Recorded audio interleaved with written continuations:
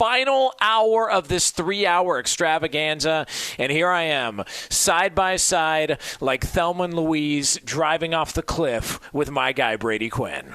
Well, we're not going to survive, are we? I mean, it's if we're driving off the cliff, this is it. This is the last day we get to do this show, or are we coming back tomorrow? I don't know. Listen, it depends on how it goes. I mean, we could say something that would offend somebody, and next thing you know, we get thrown off the air. I mean, look, we have discussed quite a lot here. We could just live call a professional athlete and then have them make some sort of announcement, and then we get Fox Sports Radio in trouble. Right?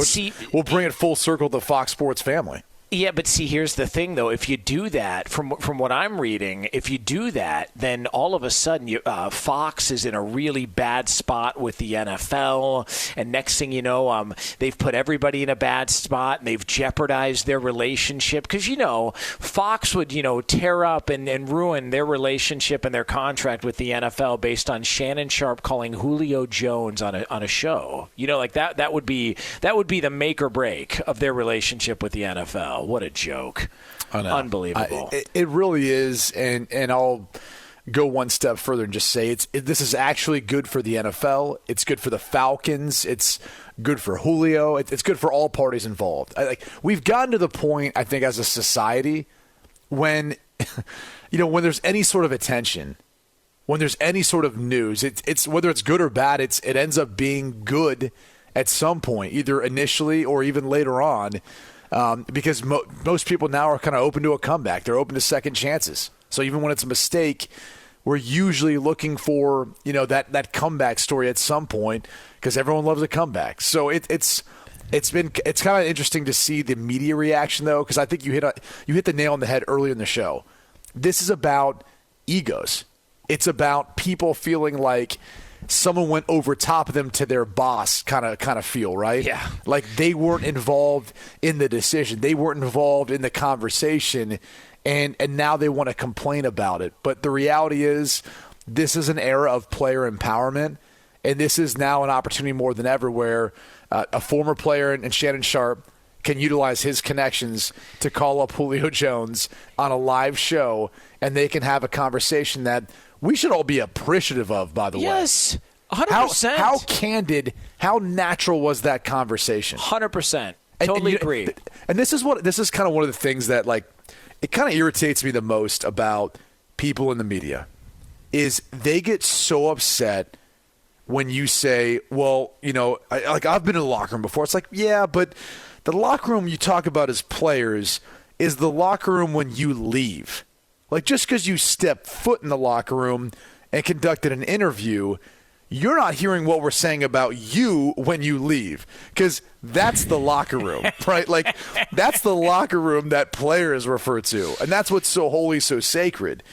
The cool thing about that phone call was you got an opportunity to listen to a candid conversation between two players and how they talk and how they think, and granted, it was a short span of time, but that was just a little taste of it. And I think that's what ticks them off, too, because essentially what Shannon Sharpe and Julio Jones did, and they said, we played the game, you didn't, this is how this actually works. And that makes people in the media, it always ticks them off. It always makes them upset and frustrated because they don't have that perspective. They don't know what it's like.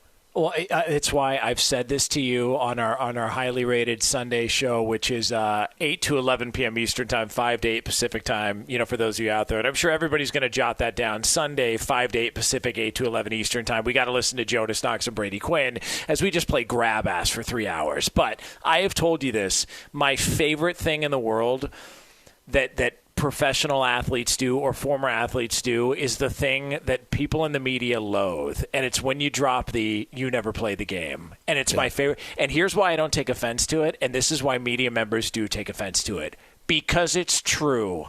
You've never played the game. You have no idea. So the idea that we would come in here and say, well, no, this is how this works. All Shannon Sharpe did was cut out the middleman. That's what he did. He went straight to the source. He cut out the middleman, and people are bitter about it.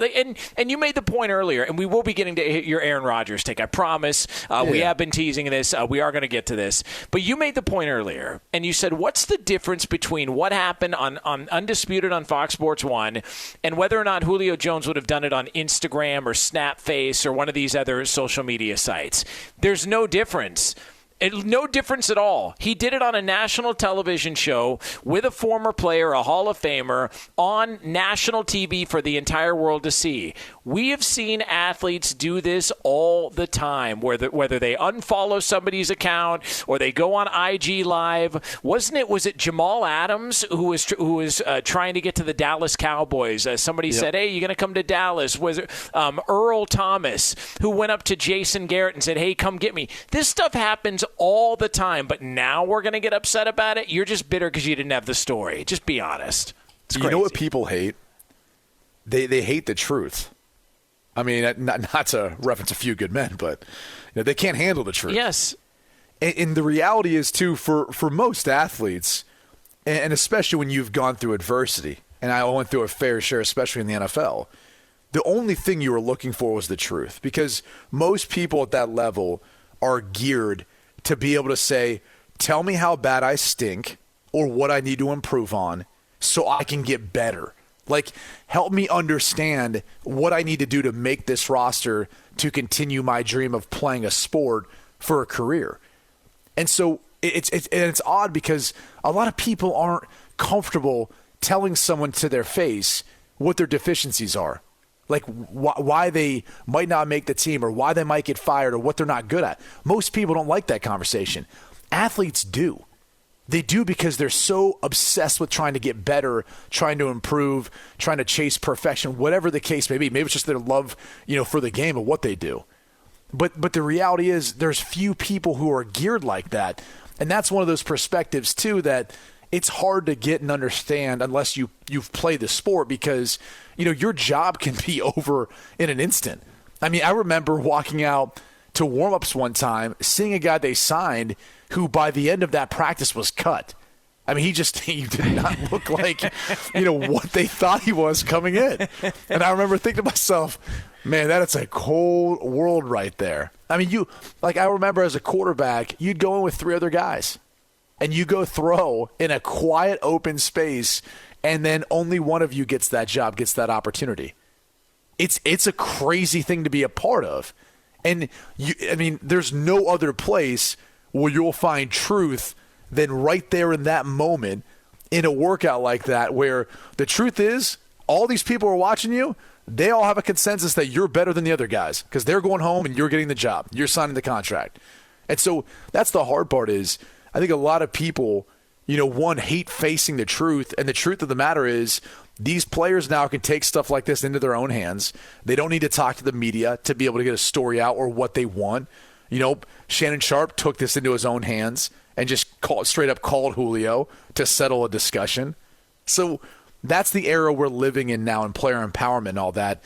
And that's the truth. This is the harsh reality that I think people in the media are going to have to understand moving forward is – they're not always going to be the one to break the story. They're not always going to be the one to have the scoop. And they might not understand the perspective. But that doesn't mean they need to take a critical tone or a harsh tone. They need to try to find that perspective or try to help understand, the player's viewpoint in this case. So it's just I think it's an entirely different world as far as sports media that we're living in. Yeah, no, it is. It's very bizarre. It's like, remember when Richard Sherman signed his contract, the deal that he negotiated himself? Remember that? Remember how much pushback he got for that? Of course. He got eaten alive. Oh, what a bad deal. He signed a bad contract. And I remember we were having the conversation, and just the whole point and the tone of the conversation was, dude, who cares? If he's so happy with the contract, what do you care? That was, I think, maybe agencies or people on that side of the business who felt threatened by the idea that a guy was smart enough and intelligent enough to negotiate his own contract with a team, and they felt threatened. That's what that was. It's a bigger conversation, there's no doubt. There is something to like, all right, you want to have someone who has expertise in your field helping you, and maybe someone even consulted with him on it. But again, it goes back to this. What usually happens when a contract's announced? When Richard Sherman, he's a free agent right now, he might sign a contract with his team and do it himself, right? Well, he just announced it himself. He doesn't need to leak out the details to the media to then have them be the ones to say, hey, guess who's getting signed by this team? Here are the terms. We see that all the time. Players don't have to do that anymore, especially someone like Richard Sherman who's done it himself. He can just make the announcement, or he can choose who he wants to make the announcement. Again, and it also goes back to player empowerment, which is where we're at this point in time.